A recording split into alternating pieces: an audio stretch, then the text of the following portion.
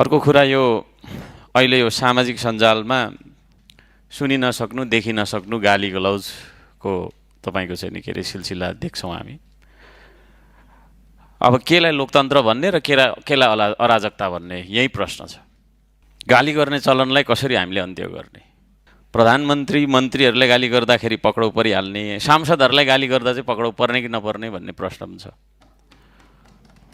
मलाई पनि दुईजना व्यक्तिले चाहिँ ज्यानै मार्ने तेरो घरै जलाइदिन्छु भन्नेसम्मको अभिव्यक्ति दिनुभयो। मैले साइबर ब्युरोमा रिपोर्ट गरेँ, तर ती व्यक्तिहरू पक्राउ परे जस्तो मलाई लाग्दैन। सम्माननीय प्रधानमन्त्रीज्यूलाई एकजना व्यक्तिले गाली गर्नुभएछ, उहाँलाई पक्राउ पनि परेर चाहिँ नि कति दिन हिरासतमा राखेर छुटेको रहेछ। फेरि उहाँलाई चाहिँ नि फेरि पुनः पक्राउ गरेर पूर्वपक्षमा पठाइयो भन्ने सुनिएको छ। एउटा नागरिकलाई सच्चिने मौका दिनुपर्छ।